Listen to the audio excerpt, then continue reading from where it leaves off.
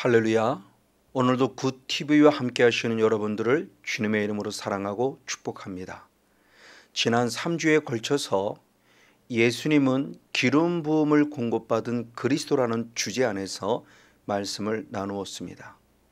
예수님은 우리를 죄에서 구원할 자라고는 거룩한 이름을 가지고 이 땅에 오셨습니다. 그리고 우리를 죄에서 구원하기 위하여 그리스도라고는 직분을 가지고 오셨으니 왕으로서 선지자로서 제상으로서의 참된 직분을 가지고 이 땅에 오셔서 우리를 죄로부터 구원하신다라는 예수님의 이름값을 완성시키셨습니다. 그래서 그 가운데 지난주에는 예수님은 왕입니다라는 제목으로 함께 말씀을 나누었죠. 그래서 예수는 왕으로서 우리를 죄로부터 구원하기 위하여 요한일서 3장 8절 말씀대로 마귀가 하는 일을 멸하러 오셨습니다. 그래서 죄짓게 만드는 마귀의 모습에서 죄와 싸워 이기게 하신 승리의 나팔을 울려 퍼지게 하셨고, 또는 죄 지은 결과인 삶의 저주를 끊어 축복으로 바꿔주는 은혜를 우리에게 베풀어 주셨습니다.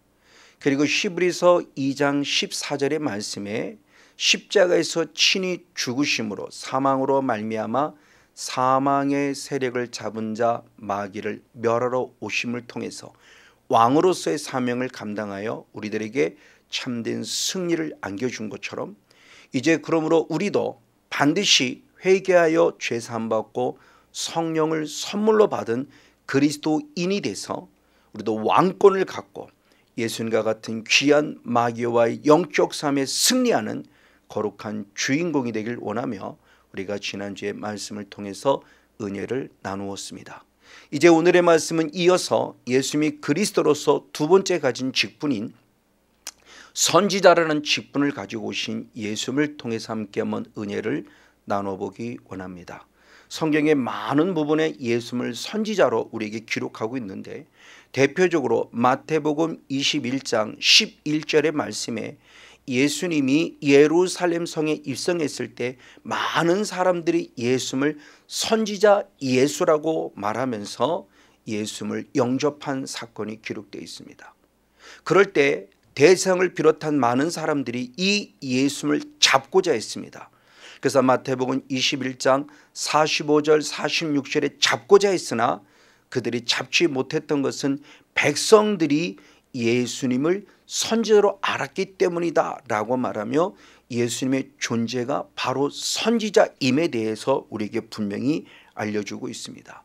이와 같이 성경은 많은 부분 속에 예수님을 바로 선지자로 기록하고 있다는 것입니다. 특별히 신명기 18장 15절의 말씀에 모세가 앞으로 선지자가 올 것을 예언할 때 나와 같은 선지자 하나를 일으킬 것이다, 너희는 그들의 말을 들을지어다라고 말하며 한 선지자가 올 것을 예언했습니다. 이에 베드로 역시도 사도행전 3장 22절의 말씀에 방금 읽었던 신명기 18장 15절의 말씀을 그대로 인용하면서 선자가 오셨노라고 또한 고백하고 있으니 나 같은 선자를 세울 것이니 너희가 무엇이든지 그 모든 것을 그에게 들을 것이다 라고 표현함을 통해서 신명기 18장 15절을 인용한 사건이 벌어집니다. 그러면서 베드로는 이어서 사도행전 3장 20절의 말씀에 그러면 나 같은 선지자로 오신, 모세와 같은 선지자로 오신 그 선지자, 앞으로 오신 선지자, 오실 선지자가 바로 누구일까에 대한 부분을 분명히 말씀했으니 바로 예수님이 선지자임에 대한 부분을 분명히 기록함을 통해서 예수님이 이 땅의 선지자로 오신 것에 대한 부분의 모습을 증명해 주고 있습니다. 그러기에 빌립이라는 사람도 요한복음 1장 45절의 말씀에 내가 예수님을 만났으니 그 예수님은 누구냐? 이미 우리의 믿음의 선지자들이 기록한 그 예비된 선지자, 그 선지자가 바로 누구냐? 요셉의 아들 나사렛 예수라고 표현하면서 성경 곳곳에 많은 사람들이 바로 구약시대부터 신약시대에 이르기까지 예수님을 선지자로 기록하고 있음을 통해서 우리는 예수님이 그리스도로서 두 번째 선지자로 오신 것을 확증해 볼 수 있습니다. 자, 그렇다면 예수님이 선지자로 오셨는데 바로 선지자의 사명은 과연 무엇일까요? 그것을 성경은 말하고 있으니 신명기 18장 18절 말씀에 분명히 말하기를 하나님께서 그 선지자에게 말할 것을 그 입에 주신다고 말하며 내가 그들에게 명령한 그것을 그대로 무리들에게 고하는 자라고 표현함을 통해서 선지자의 사명은 뭐냐? 하나님의 명령을 받고 그 명령을 그대로 증거하는 자가 바로 선지자의 사명이 있음에 대한 부분의 모습을 성경은 밝히 보여주고 있죠. 그래서 구약시대에 기록된 성경들을 보면 여호와께서 가라사대 여호와께서 이르시되라고 표현하고 있든지 에스겔 6장 1절 말씀을 보면 여호와의 말씀이 내게 임하여 가라사대라고 표현하면서 하나님이 주신 말씀을 전하는 자임을 표현하고 있습니다. 다시 말해 선지자는 내가 하고 싶은 말을 하는 자가 아니라 하나님께서 하게 하시는 말을 하는 자라는 거죠. 그래서 마태복음 10장 20절의 말씀에도 말하는 이는 내가 아니라 내 속에서 말씀하시는 자 곧 아버지의 성령께서 말씀하신다고 말하며 성령의 거룩한 통치를 받아 하나님의 음성을 증거하는 자가 바로 선지자임을 우리에게 분명히 말해주고 있습니다. 그러기에 베드로 사도는 베드로전서 4장 11절에 말씀할 때 누가 무슨 말을 하려거든 하나님의 말씀을 하는 것 같이 하라. 이것이 하나님께 영광이라고 표현하며 진정한 선지자의 사명은 결국 뭐냐? 무슨 말을 하든지 어떤 환경 어떤 조건이 있든지 하나님의 주신 말씀만을 증거하는 자가 선지자임을 분명히 증거해 주고 있죠. 그래서 대표적으로 보면 누구냐? 바로 사무엘입니다. 비록 사무엘은 나이가 어렸다 한다 할지라도 사무엘상 3장 19절 20절의 말씀에 보면은 하나님이 그에게 주신 그 말, 그래서 사무엘이 선포한 그 말이 하나도 땅에 떨어지지 않았다고 표현합니다. 그럼을 통해서 20절에 많은 이스라엘 백성들은 사무엘을 여호와의 선지자로 세우심을 알았다라고 표현하며 사무엘의 영성을 세워준 것을 우리가 잘 알고 있습니다. 맞습니다. 이 사명을 감당한 자가 누구냐? 바로 예수님입니다. 그래서 예수님께서도 요한복음 12장 49절 그리고 50절의 말씀을 통해서 한 번도 내가 말했다고 말하지 않습니다. 우리가 한번 이 말씀을 한 목소리로 같이 한번 읽어보시겠습니다. 요한복음 12장 49절 50절입니다. 시작. 내가 내 자유로 말한 것이 아니요 아멘. 나를 보내신 아버지께서 나의 말할 것과 이룰 것을 친히 명령하여 주셨으니 아멘. 나는 그의 명령이 영생인 줄 아노라. 할렐루야. 그러므로 나의 이르는 것은 내 아버지께서 내게 말씀하신 그대로 이루노라 하시니라. 아멘. 오늘 그래서 요한복음 12장 49절 50절의 말씀을 통해서 예수님의 바로 선지자적 사명을 잘 감당했다라고는 대표적인 바로 증명해 주는 말씀을 보여줄 수 있습니다. 그런데 대단히 안타깝게 이때 당시에 선지자였던 엘리 제사장은 하나님 앞에 온전히 서지 못했으니 제사장은 하나님의 선지자는 하나님의 음성을 흔히 들어야 되는데 흔히 듣지 못하였다고 사무엘상 3장 1절로부터 3절까지 말씀할 때 왜 흔히 듣지 못했는가? 그는 제사장으로서 자기의 자리에 처소를 지켜야 되는데 자기의 저 자리를 지키지 아니하고 자기의 처소에 들어가서 누워 잠자고 있었습니다. 그러면 선지자 즉 제사장적 사명은 과연 무엇일까요?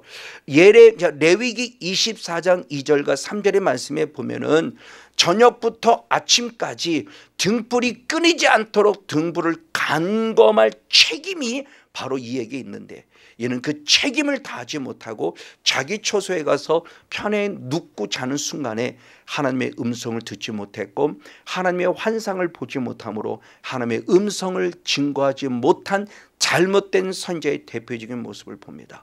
그 결과 그는 대단히 안타깝게 사무엘상 4장 21절 말씀대로 여호와의 영광이 떠났다라고는 이가봇이라는 안타까운 소리를 듣게 됩니다. 그것은 하나님의 언약궤를 빼앗긴 것이고 그 결과 결국 엘리도 죽고 그의 남편도 죽었다라는 끔찍한 사건을 통해서 선지자적 사명이 얼마나 중요하며 하나님의 복음을 증거하는 증인이 얼마나 중요한 것인가를 다시 한번 성경을 통해서 확실히 알 수 있게 됩니다. 그러면 이 선지자가 하나님의 음성을 들었음에 과연 어떤 하나님의 명령을 전하야 하는 것이 진정한 선지자적 사명일까요? 그런 대표적인 인물이 바로 이사야 선지자입니다. 그래서 하나님께서는 이사야에게 이사야 58장 1절에 이렇게 표현했습니다. 크게 외치라, 아끼지 말라, 내 목소리를 나팔같이 날려 내 백성에게 허물을 야곱의 집에 그 죄를 고하라 라고 표현하며 선지자에게 주어진 첫 번째 사명은 뭐냐? 회개의 복음을 전해야 되는데 크게 외쳐야 될 필요성이 있음에 대한 부분을 우리에게 분명히 가르쳐주고 있습니다. 그리고 에스겔 선지자 역시도 에스겔서 18장 30절의 말씀을 통해서 보면은 너희는 돌이켜 회개하고 모든 죄에서 떠날지어다 라고 말하며 에스겔 선지자 역시도 철저히 회개의 복음을 증거했음을 우리에게 보여주고 있습니다. 그럼 왜 회개의 복음을 증거하셨을까요? 그 말씀을 사도행전 신약성에 말할 때 사도행전 10장 43절에 잘 표현해 주고 있으니 오직 회개의 복음을 전한 구약의 모든 선지자는 오직 한 가지 죄사함을 받게 하기 위함이라는 그 확실한 뜻이 있었습니다. 그냥 막연히 회개하라가 아니라 회개해야만 죄사함을 받을 수 있기 때문에 죄사함의 은혜를 끼치게 하기 위해서 회개의 복음을 전하여 많은 영혼들이 주께 돌아오기를 원했다는 것입니다. 그래서 예수님이 오실 길을 예비했던 세례 요한 역시도 마태복음 3장 2절의 말씀에 회개하라 천국이 가까웠다라고 표현해 주고 있습니다. 이 회개 역시도 마가복음 1장 4절의 말씀의 모습을 보면은 역시 죄사함의 통로이기 때문에 죄사함을 받게 하는 회개의 세례를 선포했다고 표현해요. 그런데 이 세례 요한이 정말 바리새인들을 향해서는 그들을 임박한 진노를 피할 수 없다라고 말하며 그들을 책망합니다. 독사의 자식들이라고 말하며 마태복음 3장 7절에 그들을 책망하고 있습니다. 왜 그러면 이 세례 요한은 바리새인을 이와 같이 독사의 자식이요 바로 이와 같이 임박한 진노를 피할 수 없다라고 이와 같이 책망을 했을까요? 그 답은 성경에서 주고 있으니 누가복음 7장 30절에 분명히 말씀하기를 그들은 회개의 세례를 받지 않았다. 즉 하나님의 뜻을 저버렸다. 회개의 세례를 받지 않았다고 하는 것은 그는 결국 회개하지 않았다는 것을 표현합니다. 맞습니다. 이에 예수님께서도 마태복음 23장 33절의 말씀에 이 뱀들의 독사의 자식들아 네가 지옥의 판결을 피하겠느냐고 말했습니다. 맞습니다. 그래서 그들의 존재를 얘기할 때 마태복음 23장 13절의 말씀에 너희들이 천국문을 닫았다고 표현할 뿐만 아니라 바로 15절 말씀에서는 배나도 지옥 자식이 되겠다고 표현하며 나도 천국에 들어가지 못하고 지옥 갈 뿐만 아니라 바로 그들이 전도한 자들까지도 지옥 보냈다라고 하는 끔찍한 이야기를 우리에게 전해줍니다. 왜? 회개하지 않았기 때문에요. 이와 같이 선지자의 첫 번째 사명은 결국 뭐냐? 오직 회개의 복음을 증거해야 될 필요성을 가르쳐 줍니다. 그래서 예수님께서 이제 선지자로 오셨기에 마태복음 4장 17절 말씀에 비로소 전파에 가르칠 때 회개하라 천국이 가까웠다고 표현했으며 그 회개하라 천국이 가까웠다는 그건 역시도 누가복음 5장 32절의 말씀에 죄인들을 불러 회개시키러 왔다라고 말하며 죄인들에게 마지막 기회를 주시는 마지막 복음의 핵심이 회개였음을 말하고 있고 역시 마가복음 6장 12절의 말씀에 제자들 역시도 나갈 때 가장 첫 번째 전한 복음의 핵심이 회개하라 라는 복음이었다는 사실을 통해서 우리들에게 얼마나 이 선지자적 사명이 중요한가를 다시 한번 살펴보게 됩니다. 그리고 더 나아가 사도 바울은 고린도후서 7장 10절의 말씀에 하나님의 뜻대로 하는 근심은 이라고 말하며 구원에 이르게 하는 회개를 이룬다라고 표현함을 통해서 회개가 시작부터 회개였다면 마지막 나의 신앙의 마지막도 회개임을 우리에게 가르쳐주고 있죠. 그래서 성막을 통해서 할 수 있으니 번제단에도 예수의 피가 필요했고, 향단에도 예수의 피가 필요했고, 휘장에도 예수의 피가 필요했고, 마지막 지성소의 속죄소에 예수의 피가 필요함을 통해서 우리의 신앙은 피로 시작해서 피로 마치는 것임을 알 수 있죠. 그래서 누가복음 24장 47절의 말씀을 통해서 보면은 이 회개의 복음, 이 죄사함은 회개의 복음은 예루살렘부터 시작해서 마지막 모든 족속에까지 전파된다고 표현하며 시작부터 회개요 마지막까지 회개임을 우리에게 가르쳐줌을 통해서 정말 중요한 선제적 사명이 과연 무엇인가를 우리에게 알려주고 있습니다. 그럼 이렇게 회개를 통할 때 결국 무엇이냐? 우리는 사탄의 나라에서 하나님 나라 들어가는 기회를 얻게 된다는 거죠.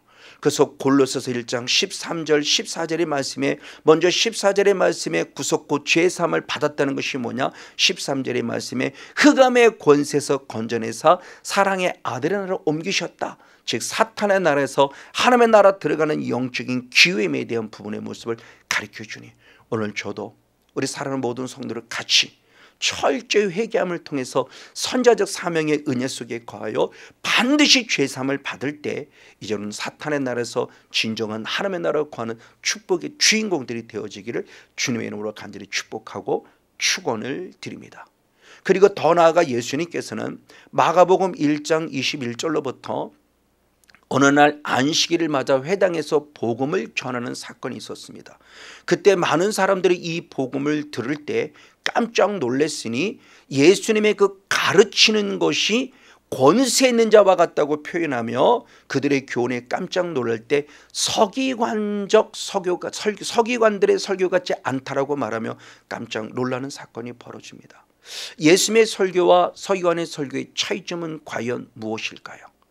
마가복음 7장 7절에 예수님이 친히 이사야 29장 13절의 말씀을 인용하며 바로 중요한 일인 서기관들은 사람의 계명을 설교했는가 반면에 예수님은 8절의 말씀에 하나님의 계명을 설교했다고 말하며 하나님의 계명과 사람의 계명의 엄청난 차이를 통해서 영적인 큰 도전을 줌을 말씀해 주고 있습니다. 나중에 한번 기회가 되면 사람의 계명은 과연 무엇인가에 대한 부분을 한 번 더 우리가 한번 나눠보는 시간을 가져보도록 하겠습니다. 어찌됐든 예수님의 가르침을 통해서 많은 사람이 깜짝 놀랐는데 그 가르치는 것이 탁월했다고 하는 것은 가르치는 내용도 달랐고 가르치는 방법도 달랐다라고 하는 부분의 모습을 우리에게 보여주면서 마태복음 13장 54절의 말씀에 예수님의 복음을 들은 사람들의 반응이 이 사람의 지혜와 이런 능력이 어디서 났느냐라고 표현하며 그 지혜와 능력을 통해서 예수님의 가르침의 사역이 탁월했음을 이게 보여줍니다. 즉 예수님의 설교는 말로만 하는 설교가 아니었다는 겁니다. 왜? 다시 아까 마가복음 1장 23절 24절의 말씀에 보면은 예수님이 복음을 증거할 때 한 귀신 들린 사람이 소리를 꽉 지르면서 우리를 멸하러 왔나이까 라고 소리를 지르는 깜짝 놀랄만한 사건이 벌어졌다는 겁니다. 그때 예수님께서는 마가복음 1장 25절 26절에 잠잠하라 그러면서 사탄아 떠나가라는 명령을 통해서 한 사람의 악한 영의 존재를 깨끗이 치료하는 사건이 벌어지고 있습니다. 그때 많은 사람들이 27절에 마가복음 1장 27절에 놀라운 사건이 벌어집니다. 그 사건의 모습이 무엇이냐? 사람들이 권세 있는 새 교훈이로다 더러운 귀신들도 명한 주 순종하는도다 라고 하면서 깜짝 놀랄 만한 사건이 분명히 우리에게 벌어졌음을 우리에게 가르쳐주고 있습니다. 이것이 지금 우리들에게 무엇을 말해주고 있을까요? 회개의 복음만이 아니라 그 내용 속에서 어떤 내용을 전했는지 마가복음 1장은 구체적으로 나와 있지 않지만 앞뒤의 문맥을 통해서 벌어진 사건들을 통해서 봤을 때 가르치는 방법도 탁월했지만 가르치는 내용은 과연 무엇을 썼을까? 왜 귀신이 드러나면 떠났을까? 무슨 복음을 전했기에 떠났을까? 가장 먼저는 회개의 복음이었겠고 두 번째는 영의 세계 실제의 모습을 전했다고 하는 것이죠. 성령님이라는 거룩한 영을 증거했을 것이고 반대로 악한 영에 대한 부분의 모습을 분명히 증거했을 겁니다. 즉 사람의 계명이 아니라 하나님의 계명이 전해졌을 때 영적 반응들이 드러났다고 하는 것은 우리에게 중요한 교훈을 주고 있습니다. 부족하지만 이 주의 종도 이제 하나님의 특별한 은혜를 통해서 열방을 품고 나아갔을 때 이와 같은 비슷한 일들이 벌어진 그런 은혜를 경험해 본 적이 있습니다. 강원도 원주 쪽의 모 교회에서 집회할 때 이 집회를 통해서 한 사람이 갑자기 저는 말씀만 증거하고 있는데 꽥 소리를 지르는 사건이 벌어졌고, 그리고 한 몇 년, 3년 전에 그리고 캄보디아에 가서 한 800명 되는 청소년들을 대상으로 복음을 전할 때 똑같은 사건이 벌어짐을 통해서 그곳에 있는 많은 사람들에게 하나님이 정말 살아계시네, 말씀은 진리네, 그리고 영의 세계가 실제임을 확실히 증명해내는 그런 놀라운 은혜를 저 자신도 경험해 본 적이 있습니다. 맞습니다. 바로 이 모습을 통해서 주님이 지금 우리들에게 무엇을 가르쳐주고 있을까요? 고린도전서 4장 20절의 말씀에 하나님의 나라는 말에 있지 않고 능력이 있다고 표현하고 있습니다. 맞습니다. 하나님의 나라는 말에 있지 않고 능력이 있다.